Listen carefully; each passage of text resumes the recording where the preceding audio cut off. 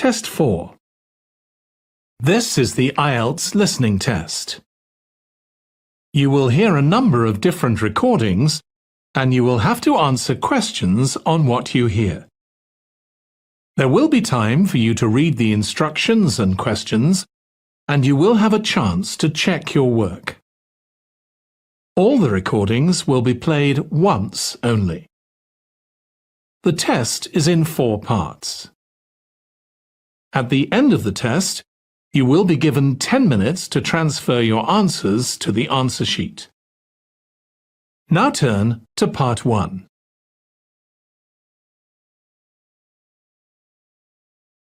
Part 1. You will hear a representative from a train company talking to a woman about her train journey. First, you have some time to look at questions 1 to 6.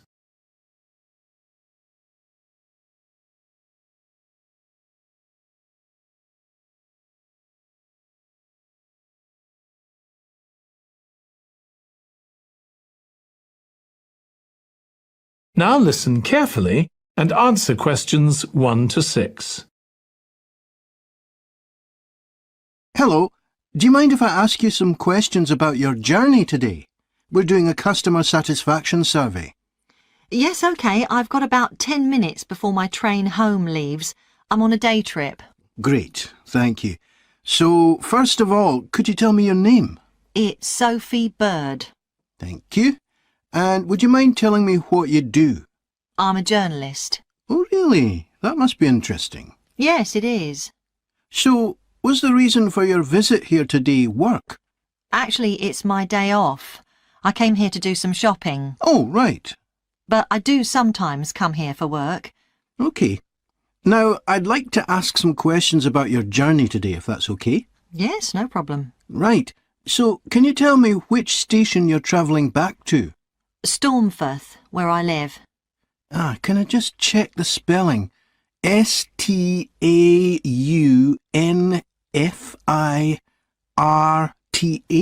That's right. And you travelled from there this morning? Yes. OK, good. Next, can I ask what kind of ticket you bought? I assume it wasn't a season ticket as you don't travel every day. That's right. No, I just got a normal return ticket. I don't have a rail card, so I didn't get any discount. I keep meaning to get one because it's a lot cheaper. Yes, you'd have saved 20% on your ticket today. So you paid the full price for your ticket? I paid £23.70. OK. Do you think that's good value for money? Not really. I think it's too much for a journey that only takes 45 minutes. Yes, that's one of the main complaints we get. So you didn't buy your ticket in advance? No. I know it's cheaper if you buy a week in advance, but I didn't know I was coming then. I know. You can't always plan ahead. So, did you buy it this morning? No, it was yesterday. Right. And do you usually buy your tickets at the station? Well, I do usually, but the ticket office closes early and I hate using ticket machines. I think ticket offices should be open for longer hours. There's always a queue for the machines and they're often out of order. A lot of customers are saying the same thing. So, to answer your question, I got an e-ticket online. Before you hear the rest of the conversation, you have some time to look at questions 7 to 10.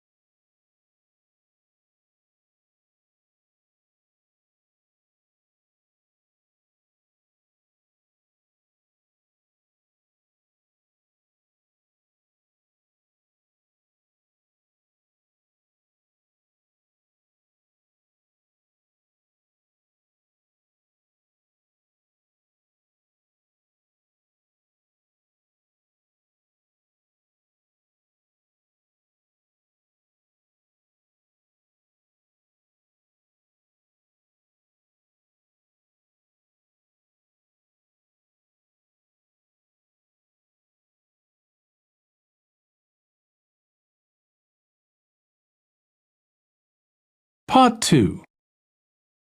You will hear the chair of a committee on park facilities addressing her local town council about changes that have been made to the park. First, you have some time to look at questions 11 to 16.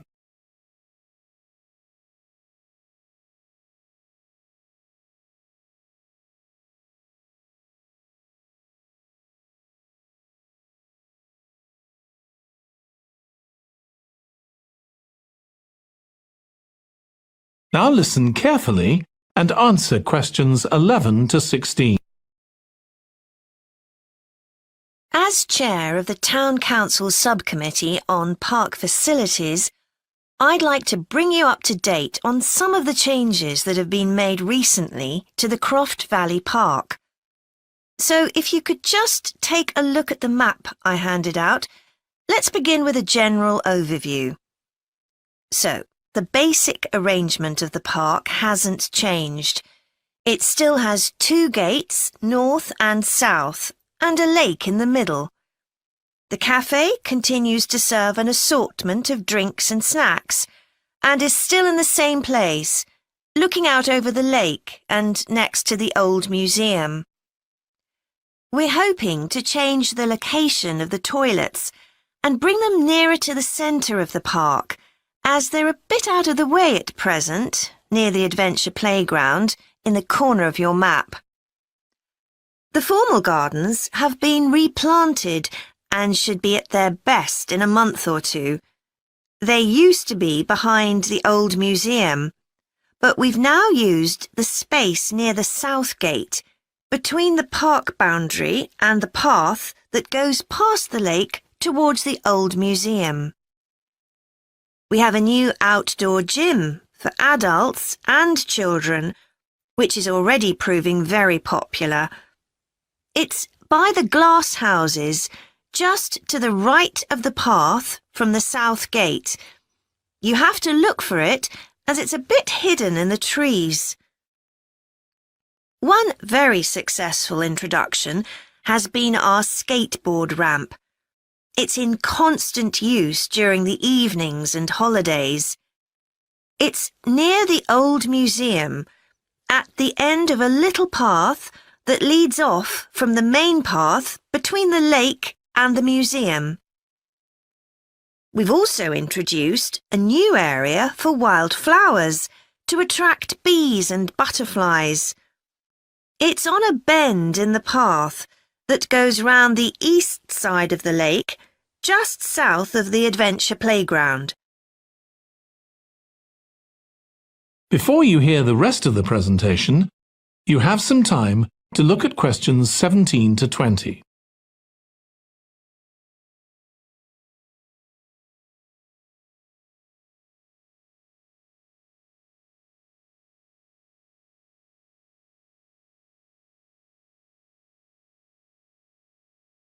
Now listen and answer questions 17 to 20. Now, let me tell you a bit more about some of the changes to Croft Valley Park. One of our most exciting developments has been the adventure playground. We were aware that we had nowhere for children to let off steam, and decided to use our available funds to set up a completely new facility in a large space to the north of the park. It's open year-round, though it closes early in the winter months, and entrance is completely free. Children can choose whatever activities they want to do, irrespective of their age. But we do ask adults not to leave them on their own there. There are plenty of seats where parents can relax and keep an eye on their children at the same time. Lastly, the glass houses. A huge amount of work has been done on them to repair the damage following the disastrous fire that recently destroyed their western side.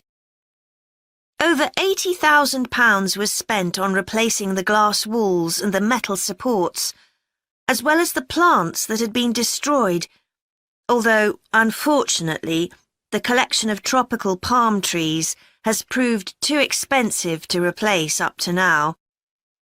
At present, the glass houses are open from 10 a.m. to 3 p.m. Mondays to Thursdays, and it's hoped to extend this to the weekends soon. We're grateful to all those who helped us by contributing their time and money to this achievement. The gardens have really been a... That is the end of part 2. You now have 30 seconds to check your answers to part 2.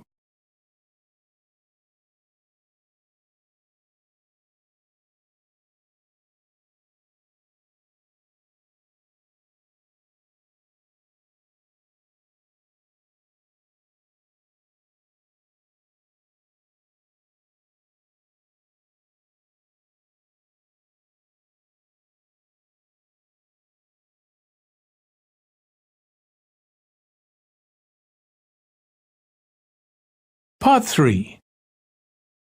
You will hear 2 students of social history called Annie and Jack discussing their presentation about refrigeration. First, you have some time to look at questions 21 to 24.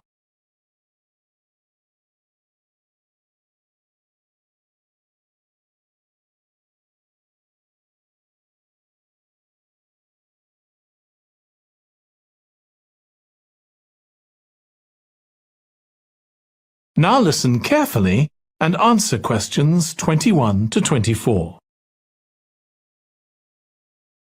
OK, Jack. Before we plan our presentation about refrigeration, let's discuss what we've discovered so far. Fine, Annie, though I have to admit I haven't done much research yet. Nor me. But I found an interesting article about ice houses. I'd seen some 18th and 19th century ones here in the UK, so I knew they were often built in a shady area or underground, close to lakes that might freeze in the winter. Then blocks of ice could be cut and stored in the icehouse. But I didn't realise that insulating the blocks with straw or sawdust meant they didn't melt for months. The ancient Romans had refrigeration too. I didn't know that. Yes. Pits were dug in the ground and snow was imported from the mountains, even though they were at quite a distance. The snow was stored in the pits. Ice formed at the bottom of it. Both the ice and the snow were then sold. The ice cost more than the snow, and my guess is that only the wealthy members of society could afford it. I wouldn't be surprised. I also came across an article about modern domestic fridges. Several different technologies are used, but they were too complex for me to understand. You have to wonder what happens when people get rid of old ones. You mean because the gases in them are harmful for the environment? Exactly. At least there are now plenty of organisations that will recycle most of the components safely. But of course, some people just dump old fridges in the countryside. It's hard to see how they can be stopped, unfortunately.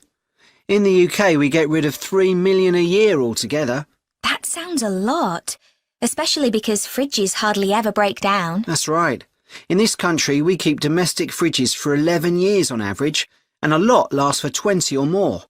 So if you divide the cost by the number of years you can use a fridge, they're not expensive, compared with some household appliances. True. I suppose manufacturers encourage people to spend more by making them different colours and designs. I'm sure when my parents bought their first fridge, they had hardly any choice. Yes, there's been quite a change. Before you hear the rest of the discussion, you have some time to look at questions 25 to 30.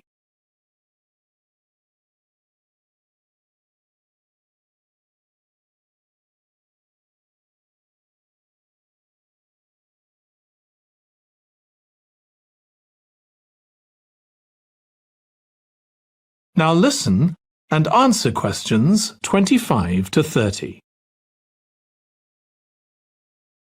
Right, let's make a list of topics to cover in our presentation and decide who's going to do more research on them. Then later we can get together and plan the next step. OK. How about starting with how useful refrigeration is and the range of goods that are refrigerated nowadays? Because, of course, it's not just food and drinks. No, I suppose flowers and medicines are refrigerated too. And computers. I could do that, unless you particularly want to. No, that's fine by me. What about the effects of refrigeration on people's health?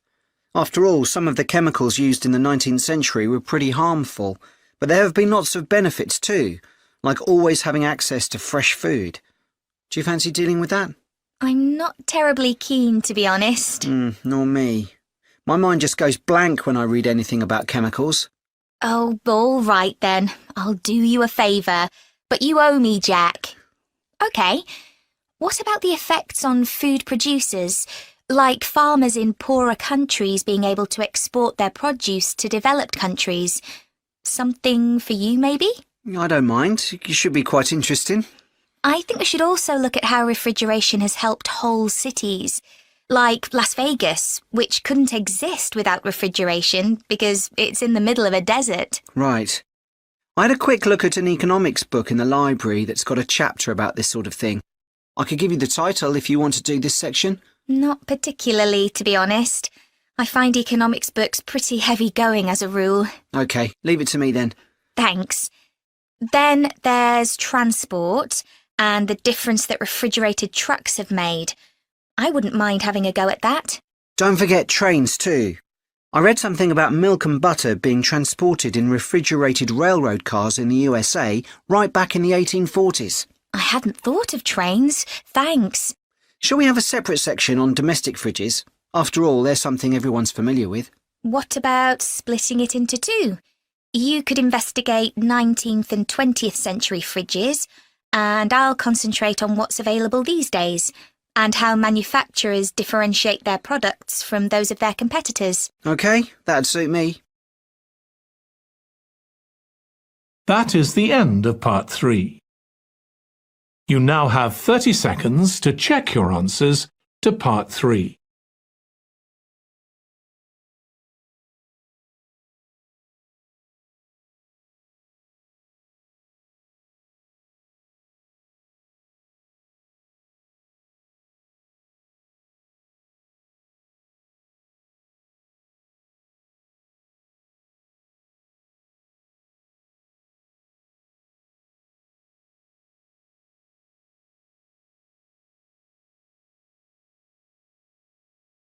Part 4. You will hear a history student giving part of a presentation about changes in British society in the 19th century. First, you have some time to look at questions 31 to 40.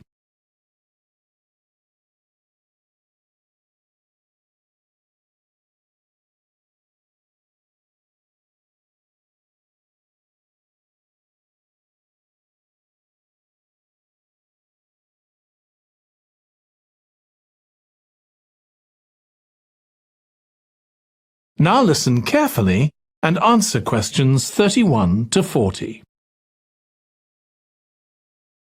Hi everyone. In this session, I'll be presenting my research about the social history of Britain during the Industrial Revolution. I particularly looked at how ordinary lives were affected by changes that happened at that time. This was a time that saw the beginning of a new phenomenon, consumerism, where buying and selling goods became a major part of ordinary people's lives. In fact, it was in the 19th century that the quantity and quality of people's possessions was used as an indication of the wealth of the country. Before this, the vast majority of people had very few possessions, but all that was changed by the Industrial Revolution. This was the era from the mid-18th to the late 19th century, when improvements in how goods were made, as well as in technology, triggered massive social changes that transformed life for just about everybody in several key areas. First, let's look at manufacturing. When it comes to manufacturing, we tend to think of the Industrial Revolution in images of steam engines and coal. And it's true that the Industrial Revolution couldn't have taken place at all if it weren't for these new sources of power. They marked an important shift away from the traditional watermills and windmills that had dominated before this. The most advanced industry for much of the 19th century was textiles. This meant that fashionable fabrics and lace and ribbons were made available to everyone. Before the Industrial Revolution, most people made goods to sell in small workshops, often in their own homes. But enormous new machines were now being created that could produce the goods faster and on a larger scale, and these required a lot more space. So large factories were built, replacing the workshops and forcing workers to travel to work. In fact, large numbers of people migrated from villages into towns as a result.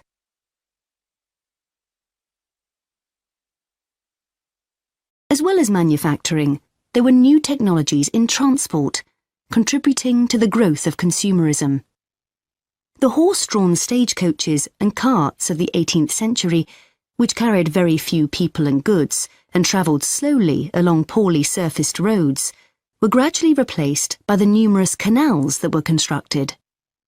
These were particularly important for the transportation of goods.